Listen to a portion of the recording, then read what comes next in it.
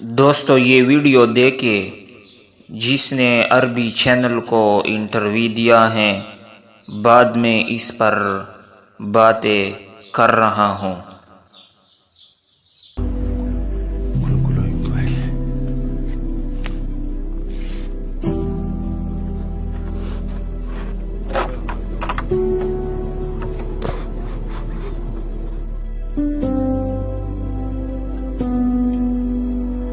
So I've been a priest for 15 years now, leader of the congregation, the Corinthian Church of South Africa.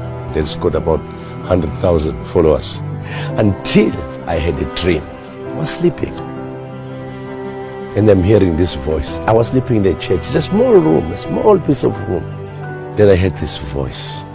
It says, tell your men to wear white kurtas.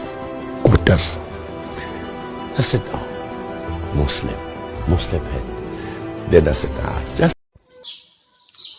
السلام علیکم دوستو، side میں جو آپ کو video نظر آ رہا ہے یہ وہ بندہ ہے کہ یہ کہتا ہے کہ میں 1,00,000 افراد کا مذہبی پیشوا تھا، 15 برس سے کلیسا میں بطور پادری خدمات سر انجام دیتا رہا، کلیسا کے ساتھ ہی رہائش تھی۔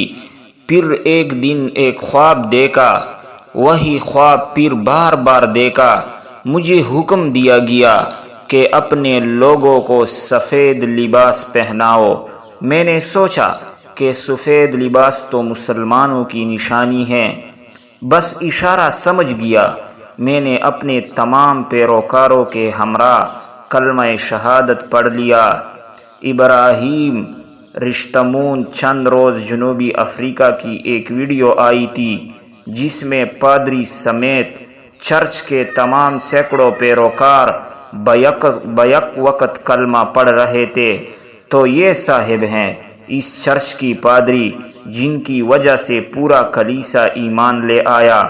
اب یہ حج کی سعادت حاصل کرنے مکہ مکرمہ میں پہنچ چکے ہیں۔